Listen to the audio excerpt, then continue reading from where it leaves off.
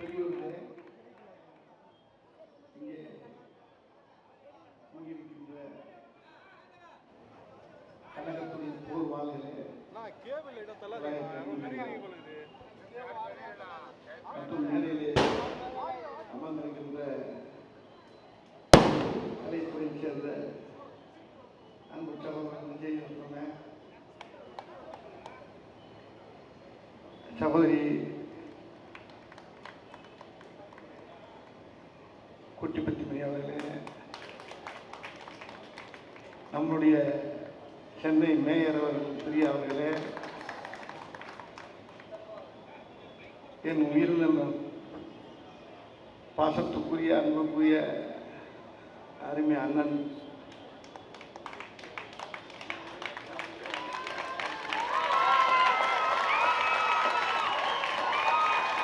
இந்து அறநிலைய அமைச்சர்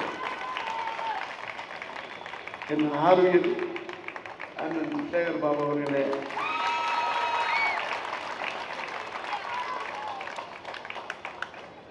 இன்னைக்கு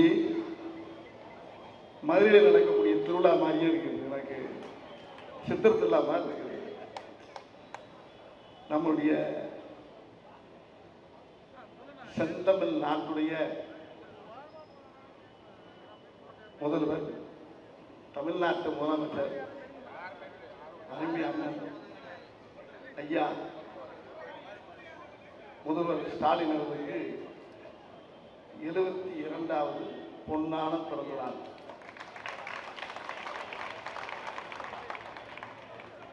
இது 72வது பிறந்த நாள் மாதிரி தெரியல. நான் போன பிறந்த நாளுக்கு நான் இங்க வந்தேன், சேகர் பவன் நினைச்சு அது போன இது வந்து என்ன தெரியும்னா, நம்பர் அப்படியே பிரட்டி போடுங்க.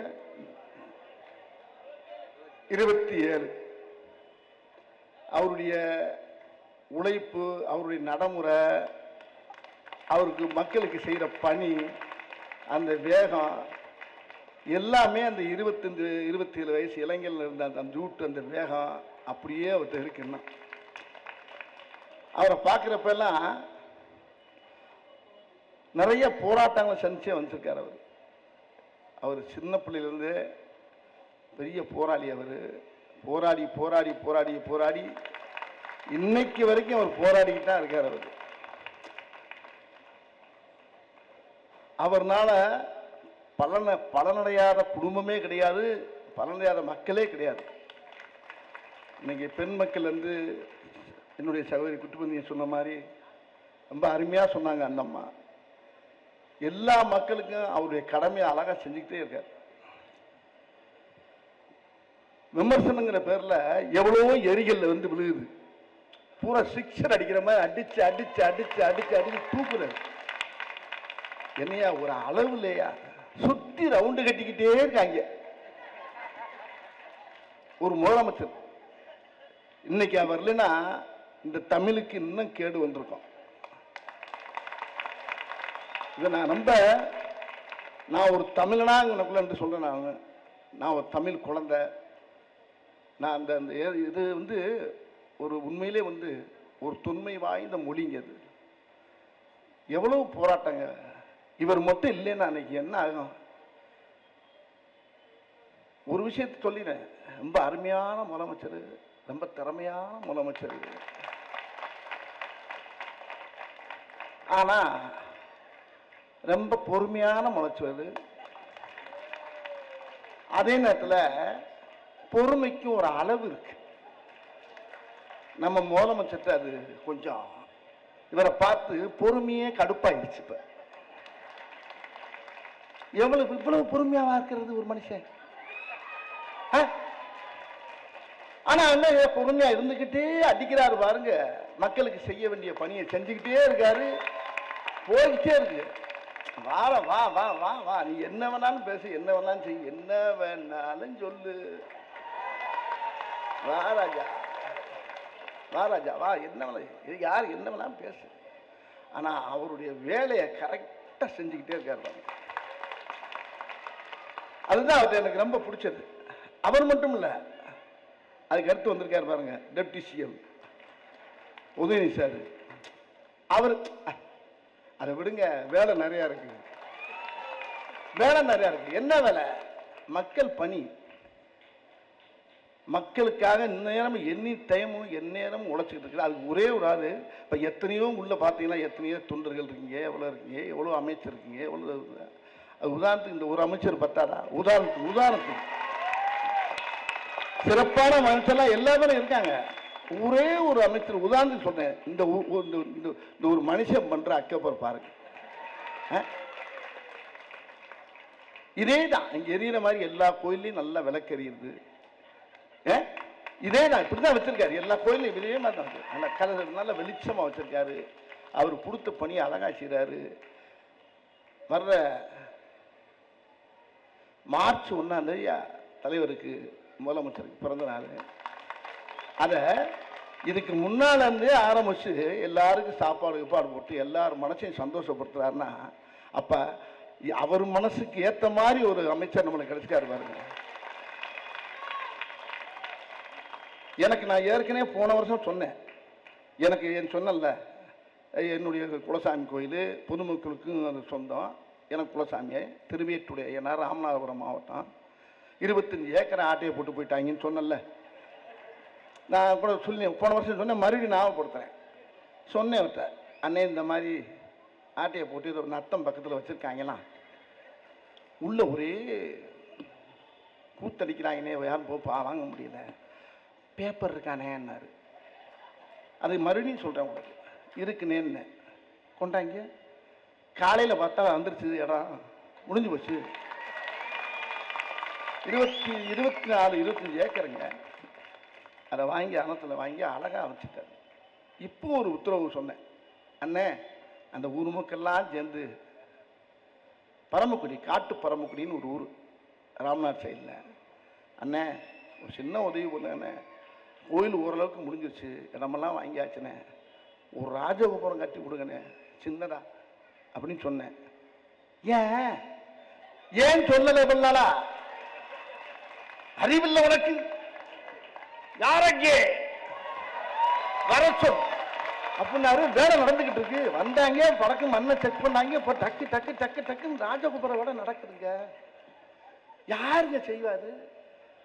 முதலமைச்சர் அதாவது நம்ம தமிழ் முதலமைச்சருடைய அவருடைய பரிந்துரையிலையும் உதயநிதி ஐயா டெப்டி சிஎம்டைய பரிந்துரையிலையும் அண்ணன் அழகா அதை உடனே கேட்டு உடனே டக்கு டக்கு டக்குன்னு அதெல்லாம் அப்படி ஒரு அற்புதமான ஒரு அமைச்சர் நம்மளுக்கு கிடைச்சிருக்காருங்க.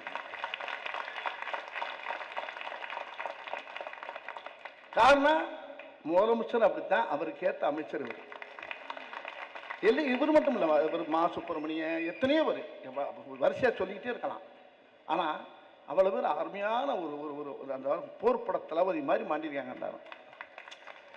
அதனால இந்த இயக்கம் 75 ஆண்டுகளாக பயணம் பண்ணிக்கிட்டு இருக்கு. நம்ம முழுசா சொல்லக்கூடாது, பெரிய அரசியல் பேச்சு மாதிரி ஆகி போவோம். நான் வரும்போது சொல்லிட்டாரு, அரசியல்லாம் பேசாதனே, நீ சும்மா தலைவரை அவரை போய் வாழ்த்துறதுக்கு நம்மளால முடியுமா? ஆனால் எங்கள் அப்பாவை வாழ்த்தவங்கள நான் என் தகப்பனை வாழ்த்துற மாதிரி அவரை ஆயுசோடு இருக்கணும். ஆயுசோடு இருந்து கையால் சவுத்தோடு இருந்து இன்னும் மக்களுக்கு நிறைய செய்யணும். அவர் பிள்ளையும் செய்வார், அவர் பேரன் செய்வார், அவர் செஞ்சுக்கிட்டே இருப்பாருங்க, செய்வார். இந்த தமிழ் தாய் அந்த வெற்றி திருமகள் இவரை எந்நேரம் பற்றி கொண்டிருக்கிறாள்ங்கிறது நல்லா தெரியுது. நம்ம தமிழ்நாட்டு முதலமைச்சர் கையால் சோத்தோடு நல்லா இருப்பார். இப்போ இடையில ஒன்று கிளப்பி விட்டாங்க, சொல்லக்கூடாது, இருந்தாலும் சொல்லித்தான் ஆகணும். போல ஒன்றும் செய்ய வேணாம். தமிழ் மொழிக்கு சின்ன ஒரு ஆபத்து, அது வழக்கம் போல வந்துக்கிட்டு தான் இருக்கு. இந்த வாட்டி தமிழ் மொழிக்கு சின்ன சின்ன எல்லாம் கேள்விப்பட்டிருப்பீங்க. நான் சொல்றேன், காக்கா காக்கா மாதிரி தான் கத்துது, அது தாய்மொழியில இல்லையாண்ணே? அண்ணே உங்களை தான் கேட்கிறேனே, இங்க பாருங்க,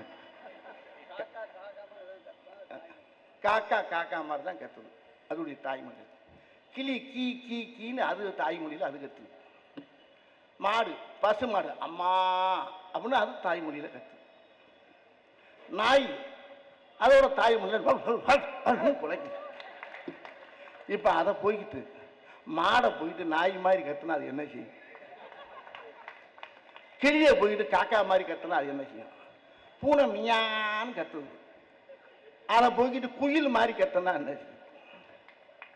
வேண்டாம். நான் ஒன்னே ஒன்று சொல்றேங்க, யாரும் எதை கத்துக்கணுமோ கத்துக்கிட்டோம். அதை கட்டாயப்படுத்தாதீங்கய்யா. உங்களை கையெடுத்து கும்பிடுறேன். எங்க நாட்டில் ஒவ்வொரு மாநிலத்துக்கும் ஒவ்வொரு கலாச்சாரம் இருக்கு, ஒரு மொழி இருக்கு, என்ன அதுதான் அடையாளம். ஆனால் எங்க தமிழ்நாட்டுக்கு எங்களுக்கு அடையாளம் வந்து இந்த தமிழ் தாய் தான், தமிழ் மொழி தான். என்னுடைய சாதாரண வட்டார மொழி இருக்குல்ல, இந்த மொழி நான் பேசுகிற மொழி இருக்குல்ல, நான் அவளும் வந்து இலக்கியம் படிக்கலை, தொல்காப்பியம் படிக்கலை. 5000 ஆண்டுகளுக்கு மேலே கண்டுபிடிக்கப்பட்ட ஒரு மொழி. 2000 ஆண்டுகளுக்கு முன்னாலே திருவள்ளுவர் எழுதி வச்சது. அந்த மொழிக்கே எவ்வளோ பவர்னா, 5000க்கு முன்னால் அந்த மொழிக்கு எவ்வளோ வலிமை இருந்துச்சுன்றதை பாருங்க. அப்படிப்பட்ட மொழி இன்னைக்கு வந்து யார் இருக்கு? இன்னைக்கு தமிழ்நாடு முதலமைச்சர் அருமை ஐயா ஸ்டாலின் அவருடைய பார்வையில் நிற்கிது. அவர் சொன்னார் பாருங்க, என்ன நடந்தாலும் சரி இந்த மொழிக்காக என் உயிரே கொடுப்பேன்னு பாருங்க. அந்த ஒரு வார்த்தை தமிழ்நாட்டு மக்களை பூரா அவ்வளவு வரையும் மனசை ரொம்ப நெகிழ வச்சிருச்சு. அப்படிப்பட்ட மொழி. நீங்கள் எதை வேணாலும் பேசுங்க, எந்த வேணாலும் பேசலாம், எதை வேணாலும் பண்ணலாம், திணிக்க வேணாம், புகுத்த வேணாம், வேண்டாம். ஏன்னா இது நான் பேசுகிற மொழியை வச்சே ஒருத்தர் சொன்னார், பெரிய ஆஃபீஸர், ஒரு ஐஏஎஸ் ஐபிஎஸ் ஆஃபீஸர்லாம் என்கிட்ட சொன்னாங்க, என் ஒய்ஃபு நார்த் இந்தியனு, உங்கள் மொழியை பார்த்து நீங்கள் பேசுகிற காமெடி வசனத்தை பார்த்தே என் பொண்டாட்டி கற்றுக்கிட்டா சார் அப்படின்னாரு ஒருத்தர். அவர் பேரை சொல்ல விரும்பல, இப்பவும் இருக்கார். அவர் ஒரு ஐபிஎஸ். அவர் தமிழே தெரியாது, தமிழ் தானே கற்றுக்கணும், வா அந்த வடிவேல் பேசுகிற பாரு, வடிவேல் வசனத்தை கேளு. மூர்ரா வாய எங்க சொல்லு, பொண்டாட்டியா எங்க நீ சொல்லு, மூர்ரா மூர்ரா வாய, மூர்ரா வாய, மூர்ரா மூர்ரா ஓய, ஓயல்ல வாய, மூர்ரா வாய, இப்படியே சொல்லி சொல்லி சொல்லி கொடுத்து 4 தடவை வரைக்கும் 4 தடவை போட்டு அது சூப்பராக இங்கிலீஷ் தமிழ் பேசுது. என்னோட நல்லா பேசுது அந்த அம்மா. பொண்டாட்டிகிட்ட போனை கொடுக்குறாரு, அது என்கிட்ட பேசிட்டு. இப்படி எல்லா ஸ்டேட்லையும் பார்த்தீங்கன்னா எங்கள் மொழி உலகத்துக்கு பூரா கற்றுக் கொடுக்கக்கூடிய மொழி தமிழ் மொழி. எங்கள் மொழியிலேருந்து தான் எல்லாமே கற்றுக்கலாம். வேற மொழியிலேருந்து நாங்கள் என்னத்தை கற்றுக்கிறோம்? இங்கிலீஷ் சும்மா கனெக்டடு, சும்மா ஹாய் ஹவ் ஆர் யூ, அவ்வளோதான். அது என்ன இருக்குது? அது வேற எதுக்கு யூஸ் ஆகுது, நம்ம அதுக்கு யூஸ் ஆகும் போயிடலாம்.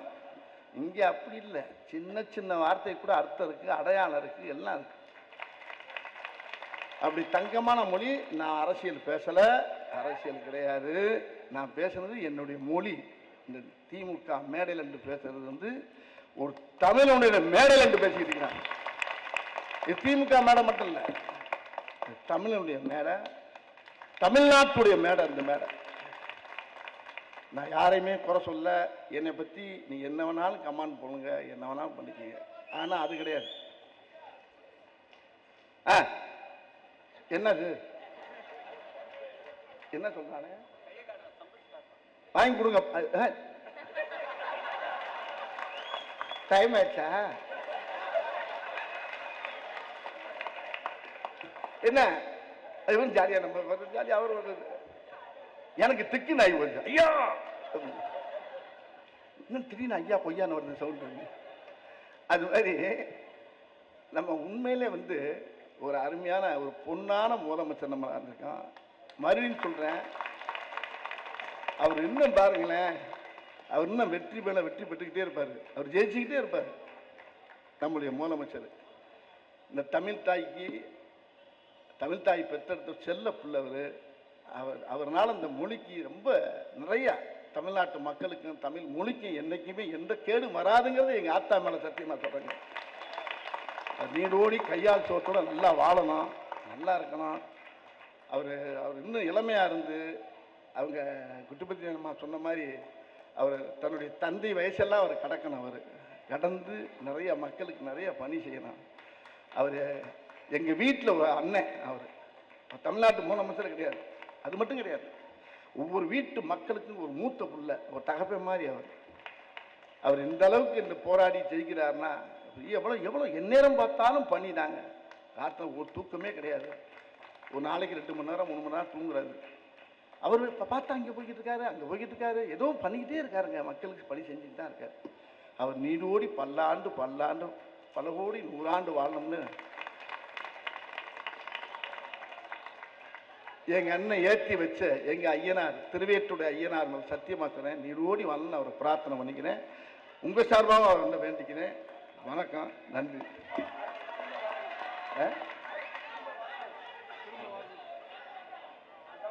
அதாவது நான் திரும்ப வந்துக்கிட்டே தான் இருப்பேன். ஒவ்வொரு பிறந்த நாளுங்க நான் இங்கே வருவேன். அதே மாதிரி இவரை இப்போ இருக்க மாதிரியே அவரை பார்த்துக்கிட்டு தான் இருப்பேன். அவரை எங்கள் அண்ணன் இவர் எல்லாருமே நீரோடி வாழணும். ரொம்ப சந்தோஷமாக இருக்குது. உங்களையெல்லாம் எனக்குள்ளே பார்த்து பெருமையாக இருக்குது.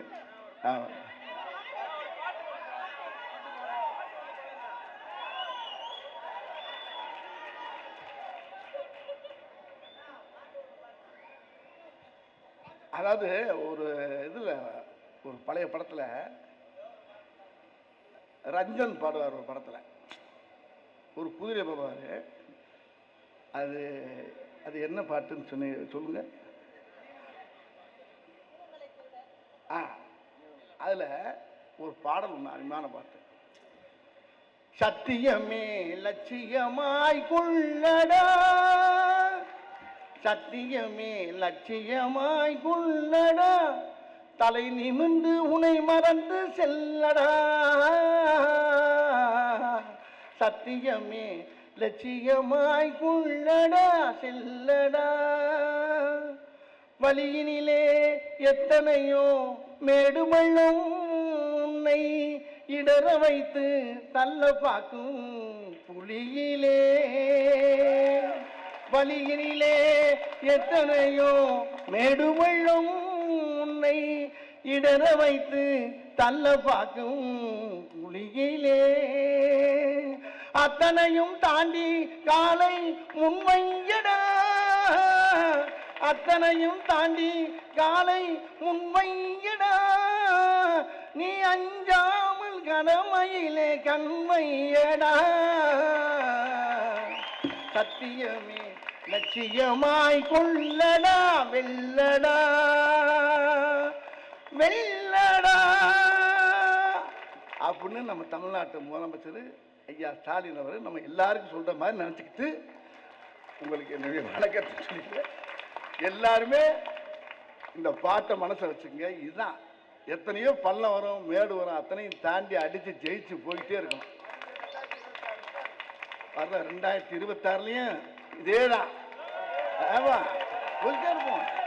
அவர் ஜெயிப்பாருங்க. அவர் நிறைய ஏகப்பட்ட ஓட்டு, அதாவது 200 சீட்டுக்கு மேலே வருவார் பாருங்க. அவர் நம்ம முதலமைச்சருங்க. அவர் கையால் சொத்தோட நல்லா இன்னும் அவர் நல்லா மக்களுக்கு நிறையா செய்வார். அதாவது சொன்னதையும் செய்கிறாரு, சொல்லாதையும் செஞ்சுக்கிட்டு இருக்காரு. இந்த சொன்னதில் 10% தான் இருக்குது, சொல்லாத தான் எக்கச்சக்கம் போட்டு செஞ்சுருக்காரு. அதனால் அவர் உண்மையிலே நம்மளுக்கு கிடைச்ச ஒரு பெரிய பாக்கியம். அவர் வாழ்க வாழ்க ஐயா, நீரோடி பல்லாண்டு நம்ம முதலமைச்சர் வாழணும். நன்றி நன்றி, வணக்கம்.